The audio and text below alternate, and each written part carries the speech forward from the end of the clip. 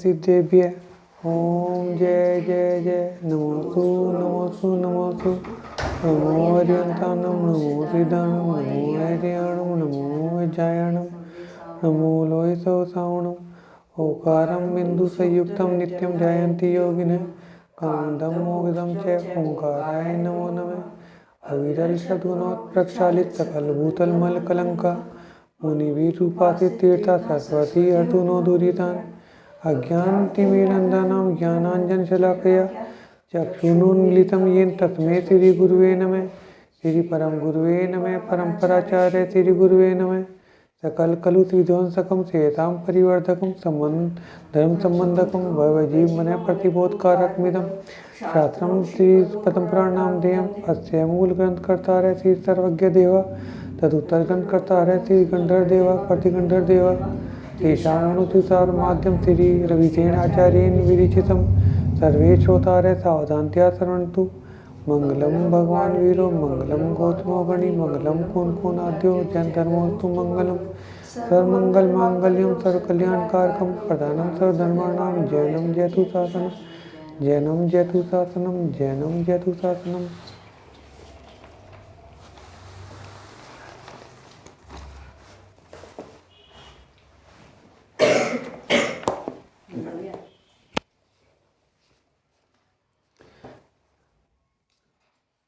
बेटा चर्चा ये चल रही थी जब तक स्वाध्याय करें तब तक चारों प्रकार के आहार का त्याग। चर्चा ये चल रही थी कि रावण ने जो ये था इंद्र विद्याधर उसको तो जीत लिया था। उसके बाद थोड़ा सा रावण भी भोग विलास के चक्कर में लग गए थे। एक बार वे कहाँ से आ रहे थे,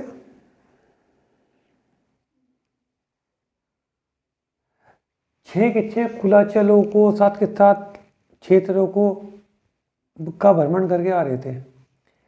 तो वहाँ पर अचानक उनको कहीं बहुत अच्छी अच्छी आवाज़ें, बहुत अच्छी अच्छी खुशबू आ रही थी।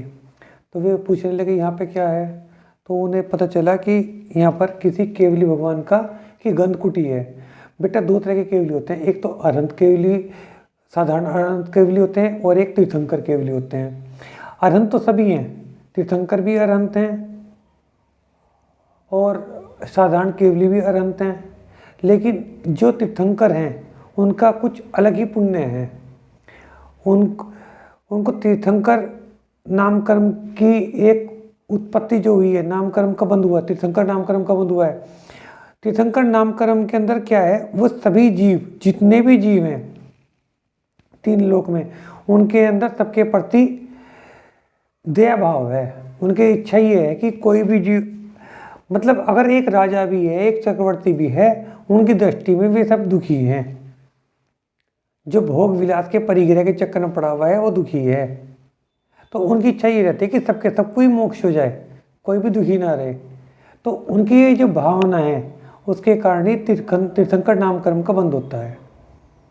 उनकी सभी जीवों के प्रति दया भाव है। और जो बाकी और साधारण केवली हैं उनके अंदर आत्म कल्याण की भावना है। राग देश उनके परिग्रह, उनको सब चीज़ों से विरक्ति तो उनकी भी है, लेकिन आत्म 2 चीज़ हो जाती है, एक तो सब जीवों का कल्याण, एक आत्म कल्याण। मोक्ष जाने के लिए तो आत्म कल्याण काफ़ी है। मोक्ष जाने के लिए आत्म कल्याण काफ़ी है। सभी जितने भी राग द्वेष मोह है, सबसे विरक्ति ही मोक्ष का मार्ग है। तो वे उन केवली के दर्शन करने के लिए आए। रावण भी उन केवली के दर्शन करने के लिए आए। तो जो वे केवली हैं, वे केवली अब धर्म का उपदेश दे रहे हैं। तो अभी तक इतनी ही चर्चा चली थी तुम्हारे पीछे कि वे धर्म का उपदेश दे रहे हैं। रावण और भी जो वहाँ पे हैं वे प्रश्न पूछ रहे हैं, और तीर्थंकर वे जो केवली भगवान हैं वे उत्तर दे रहे हैं। केवली भी हमारे भगवान हैं, केवली हमारे सकल भगवान हैं। सकल का मतलब शरीर सहित भगवान है, और जो सिद्ध भगवान है वे निकल भगवान है, यानी कि वे शरीर रहित भगवान है। दोनों भगवान है। तो वे बता रहे हैं कि इस अवसर्पणी काल में अब तक 20 तीर्थंकर हो चुके हैं। आगे है क्या? अच्छा, ये मैंने हटाई है। इस अवसर्पणी काल में अब तक 20 तीर्थंकर हो चुके हैं, ठीक है ना। 20वें कौन है? हाँ, जो वे हैं 20वें ही हैं वे। अभी 4 तीर्थंकर हो होंगे। 4 तीर्थंकरों के क्या नाम है? नमीनाथ, नेमिनाथ भगवान, पार्श्वनाथ भगवान और महावीर स्वामी। 4 तीर्थंकर और होने हैं। इस तरह से 24 तीर्थंकर अनंत बार हो चुके हैं और भविष्य में भी अनंत बार होंगे। सबका यही मानना है। यह तीर्थंकर भगवान श्री मुनि सुब्रतनाथ का समय है। अनेक महापुरुष जन्म मरण के दुखों से भयभीत होकर शरीर को एरंड की लकड़ी के समान, नहीं ये भी पढ़ानी है ना, एरंड की लकड़ी के समान सारहीन समझकर सर्व परिग्रह का त्याग कर मुनि व्रत को प्राप्त हुए हैं। ये साधु हिंसा, असत्य, चौर्य, कुशील, परिग्रह इन 5 पापों के त्यागी एवं 5 महाव्रतों के धारी हैं। 5 महाव्रत इनके शरीर में रच बस गए हैं। ऐसे तत्व ज्ञान में तत्पर, पंच समिति के पालन हार, 3 गुप्ती के धारक, निर्मल चित्त महापुरुष, परम दयालु, शरीर स्वयं के शरीर से भी बिना किसी प्रीति के राग भाव से रहित, जहाँ पर सूर्य अस्त तो वहीं रुक जाएं, कोई आश्रय ना हो। मेरा से लग रहा है पढ़ लिया हमने, पढ़ते चले जाओ। चल ठीक है। जब इनके पास कोई आश्रय ही नहीं है तो इनके पास परिग्रह कहाँ से होंगे? पाप को पैदा करने वाला परिग्रह उनके पास बाल के बराबर भी नहीं होता। इस तरह के महाधीर महामुनि, शेर के समान साहसी, सारे बंधन को तोड़ने वाले, जैसे हवा किसी के साथ नहीं रहती उसी तरह से एकदम अकेले एकांकी होते हैं। पृथ्वी के समान क्षमावान, पानी के समान विमल, अग्नि के समान कर्म को भस्म करने वाले, आकाश की तरह अलिप्त, सारे संबंधों से परे, जिनकी सारी चेष्टाएं क्रियाएं कला प्रशंसनीय होते हैं। चंद्रमा के समान शीतल, सूर्य के समान अंधकार को दूर करने वाले, पहाड़ की तरह स्थिर, कछुए की तरह अपने सारे इंद्रियों को स्वयं के आवरण में समेटने वाले, ईर्ष्या रहित, 28 मूल गुणों तथा 84 लाख उत्तर गुणों के धारक, 18,000 भेदों वाले, शील के धारक, तपोनिधि, मोक्ष मार्गी, जिन धर्म में लवलीन जैन, सांख्य, पातंजलि, बौद्ध, मीमांसक, न्यायिक, वैशेषिक, वेदांती आदि शास्त्रों के खंडन और जैन धर्म में के मंडन में प्रवीण, महाबुद्धिमान, सम्यक दृष्टि, याव जीवन, पापों के त्यागी।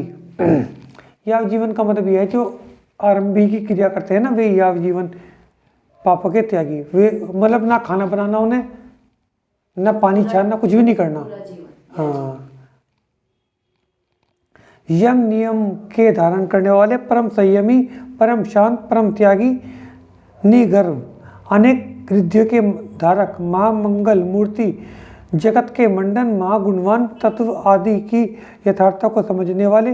कुछ तो ऐसे होते हैं जो उसी भव में कर्मों को काटकर सिद्ध हो जाते हैं। कुछ उत्तम देव बनकर 3 भवों में ध्यानाग्नि से समस्त कर्म काष्ठ को ध्वस्त कर अविनाशी सुख को प्राप्त कर लेते हैं। यही यतीत का धर्म है।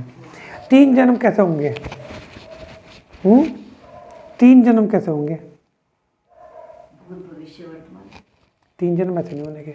देख, अगर जिसने या तो कोई उसी जन्म से मोक्ष चला जाएगा, अगर कोई उस जन्म से मोक्ष नहीं जाएगा तो वो देवगति प्राप्त करेगा, देवगति को प्राप्त करेगा, फिर मनुष्य गति प्राप्त करेगा, फिर जाएगा। ठीक है ना? उन्हें 2 भव धरने पड़ेंगे, देवगति, फिर मनुष्य गति, फिर जाएंगे वे।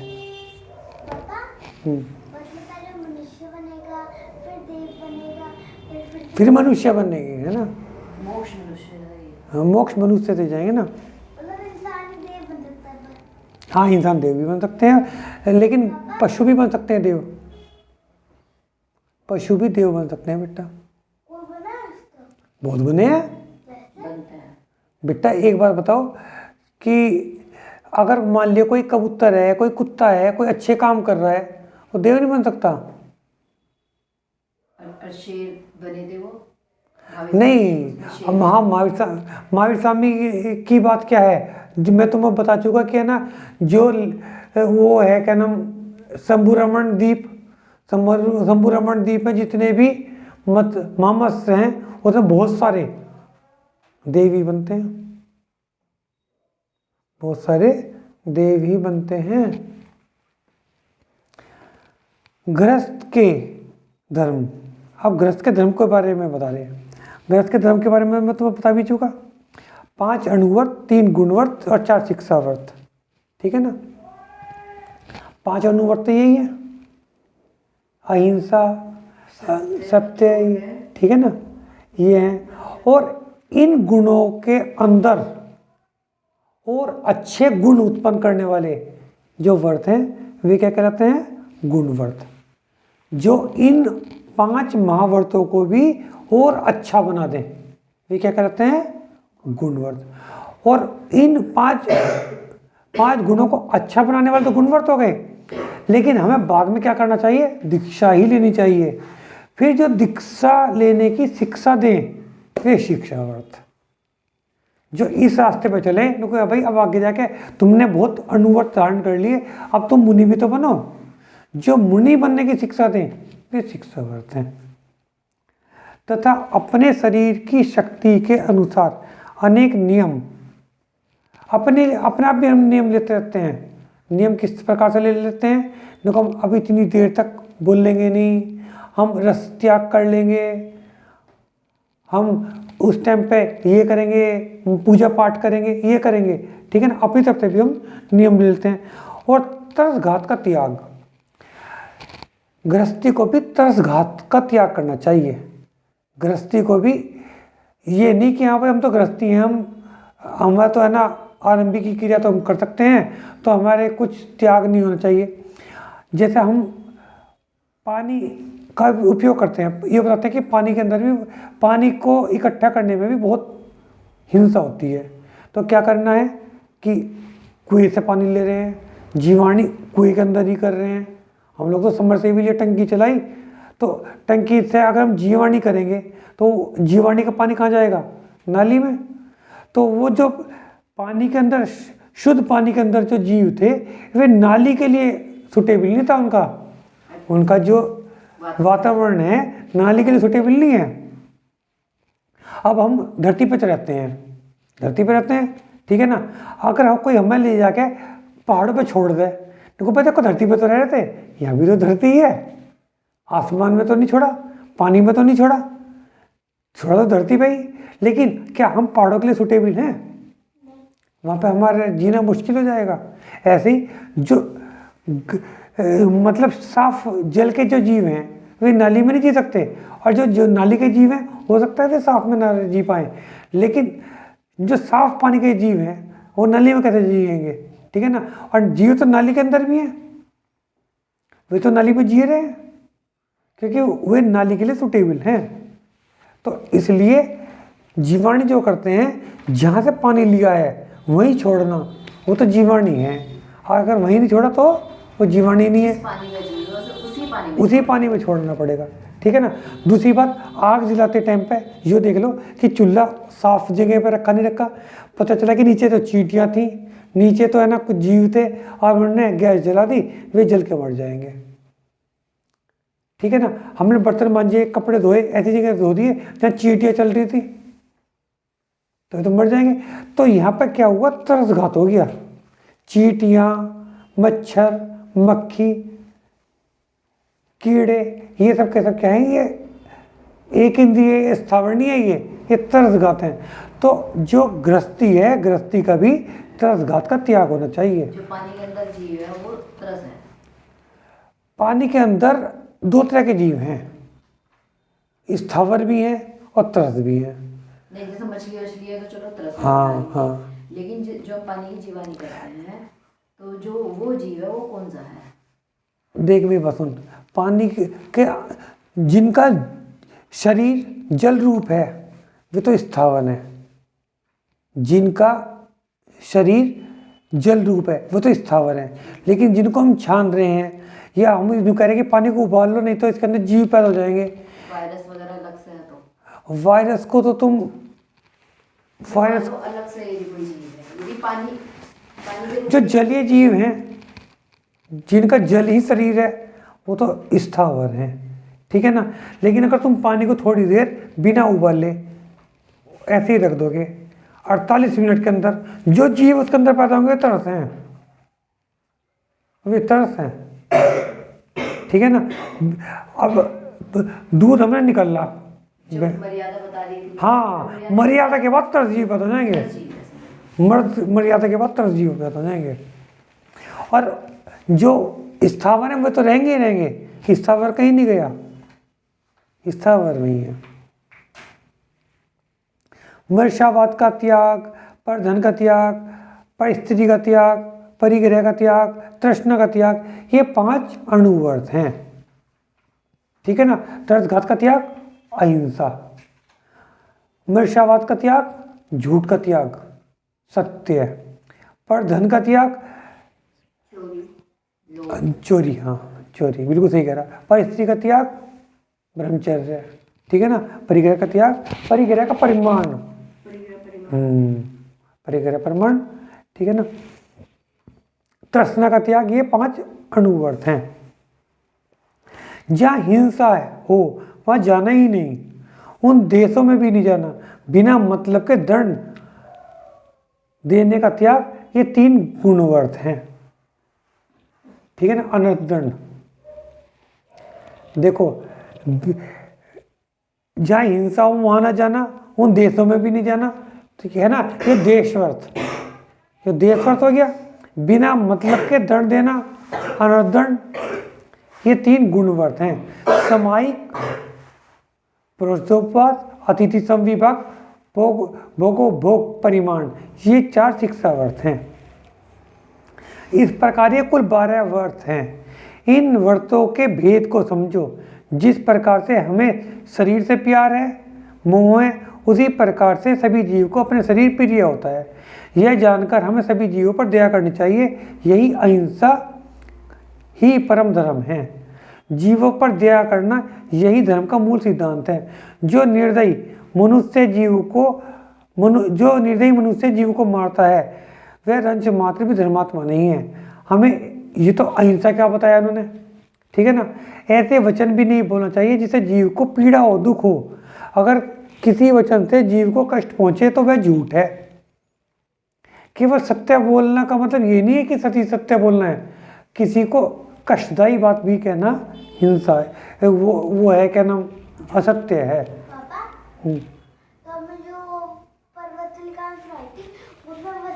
किसी और को कष्ट देने के लिए, मतलब जो उनकी वो थी मम्मी को कष्ट ना देने के लिए बोला था, पर उसने झूठ बोला तो वो नर क्यों गया? बेटा ये बात तो सही है, देख कितना गहराई, सुनती नहीं हो, इधर लेटती रहेगी उधर लेटती रहेगी और खेलती रहेगी, पर सुनती है। मैं पहले भी कहता सुनती है यो। बेटा मेरी बात सुनो, अब ध्यान से सुनना मेरी बात ये हुई थी कि वसु के पास जो उसकी गुरु माता आई थी, वसु के पास उसके गुरु की पत्नी आई थी ना, पर्वत की मम्मी आई थी।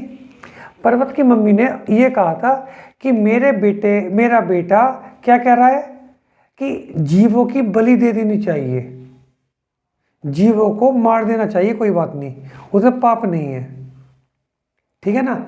वसु का फर्ज क्या था? वसु का फर्ज ये था कि वो अपनी गुरु माता को भी समझाता कि हे माता, हमें जीवों के ऊपर दया करनी चाहिए, जीवों को मारना नहीं चाहिए। एक बात बताओ, गुरु माता को खुश करने के लिए अधर्म का साथ देना क्या सही है? पर आपने तो भी कहा कि ऐसा सच नहीं बोलना चाहिए जिससे कि कष्ट ना हो। बेटा उसमें कष्ट की तो बात ही नहीं हो रही उनके, वो तो गलत चीज कहा कि भाई मैं अपने बच्चे की, बच्चे की बात सही हो जा बस, और सारी दुनिया एक तरफ, मेरा बच्चा जो कह रहा गलत भी कह रहा तो वो भी सही। अच्छा एक बात बताओ, अगर पर्वत की मम्मी ने कहती हैं कि मुझे खुशी होगी तुम जानवरों को मारो, तो उसकी खुशी के लिए हम जानवरों को मारेंगे क्या? ठीक है ना। तो वो ये तो कह रही है कि मेरा बेटा ये कह रहा है कि जानवरों को मारो, आप इस बात को सही कह दो। तो ना समझाना चाहिए। पर्वत की मम्मी ने ये तो कहा था, तो अच्छी बात थी क्या वो? समझ गई है? किसी के कहने से गलत काम थोड़ा ना करना चाहिए, तो समझाना चाहिए। समझ गई बेटा? तो यहाँ झूठ बोलने वाली बात नहीं, वहाँ तो गलत बोल रहा है। बेटा जिस चीज से धर्म के विपरीत जाना हो वो गलत है। पापा तो पर्वत की मम्मी भी को भी वो नरक गई होगी वो भी। हाँ बेटा, जो गलत चीज का साथ देगा तो अच्छी बात तो नहीं है वो। अच्छा एक बात बताओ, मान लिया मैं गलत काम कर रहा हूँ, ठीक है ना, और तुम ये सोचो कि पापा गलत काम करे, कोई बात नहीं, अच्छी बात है, तो मेरे लिए तो गलत है ही, तुम्हारे लिए भी तो गलत होगी वो, ठीक है या नहीं है? पापा आपको गलत काम करने को क्यों रोकते हैं?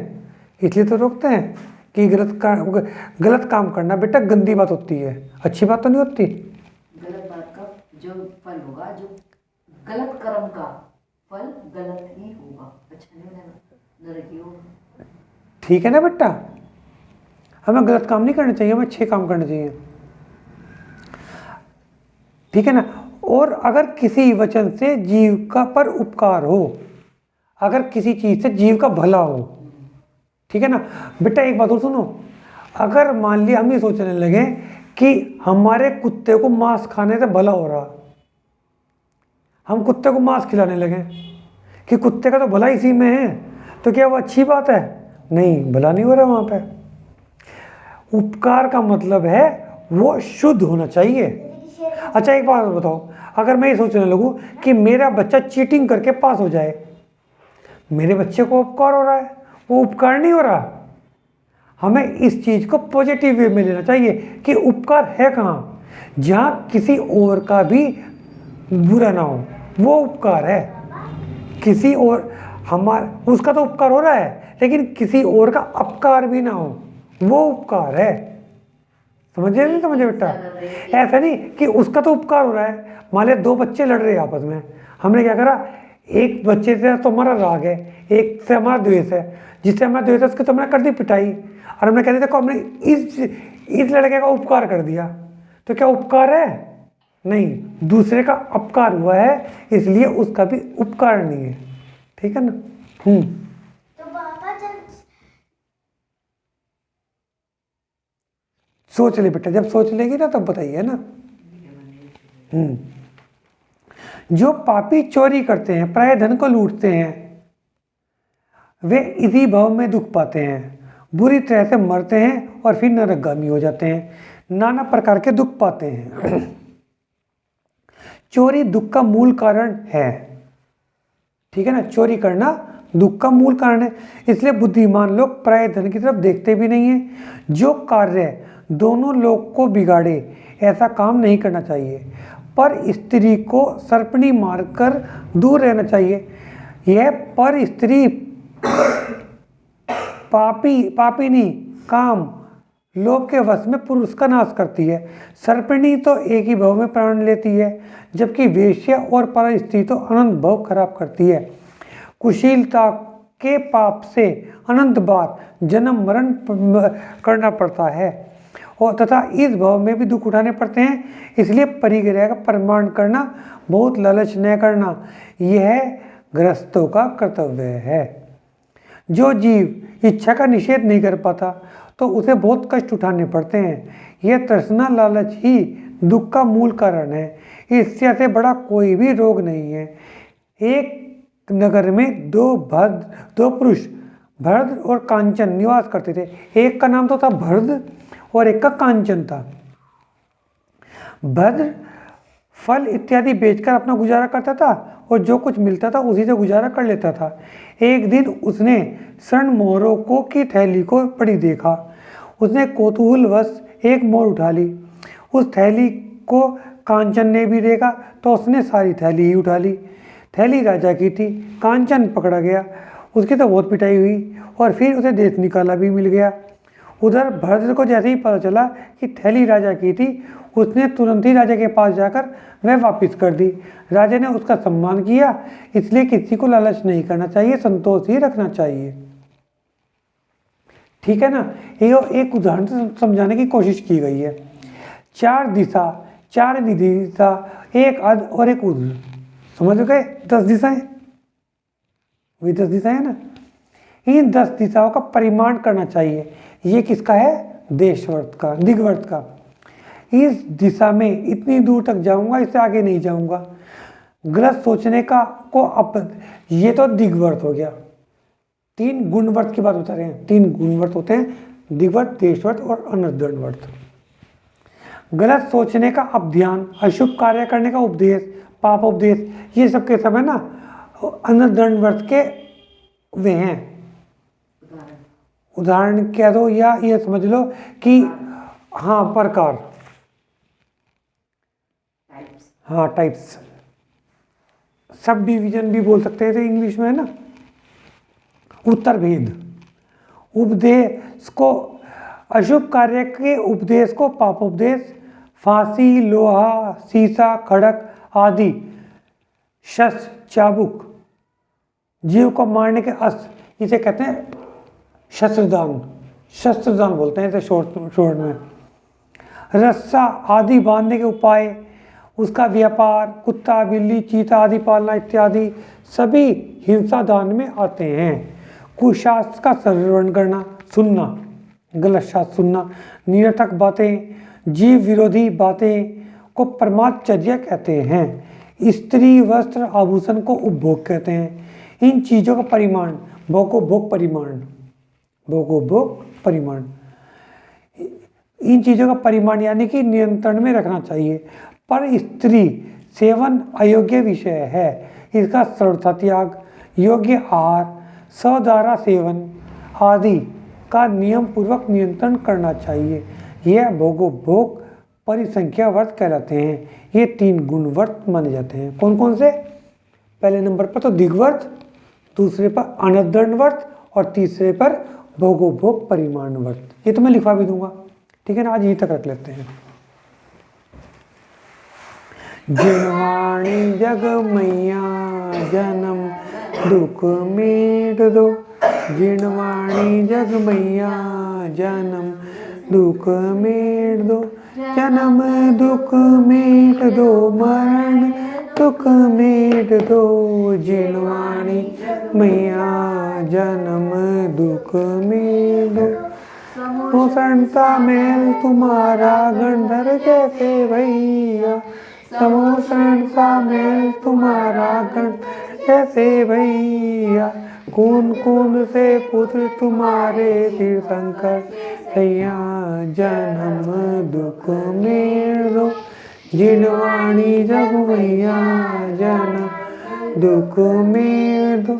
7 तुझे द्रव्य बताए हो उपकारी मैया, 7 तुझे द्रव्य बताए उपकारी मैया, जो भी शरण में आया उसकी पार लगा दो नैया, जन्म दुख मेट दो, जिनवाणी जग मैया जन्म दुख मेट दो। संकट मोचन नाम तुम्हारा तुम हो जग की मैया, संकट मोचन नाम तुम्हारा तुम हो जग की मैया, हाथ जोड़कर शीश नवाऊं पढ़ूं तुम्हारे पैया, जन्म दुख मेट दो, जिनवाणी जग मैया जन्म दुख मेट दो। या वाणी के ज्ञान से सूझे लो पालो, सोनी मस्तक नमो सदा दे तू दो, जिनवाणी वाणी तो इसे बुद्धि है, जो तेरी शरण गए सो पाए, जिनवाणी माता की जय।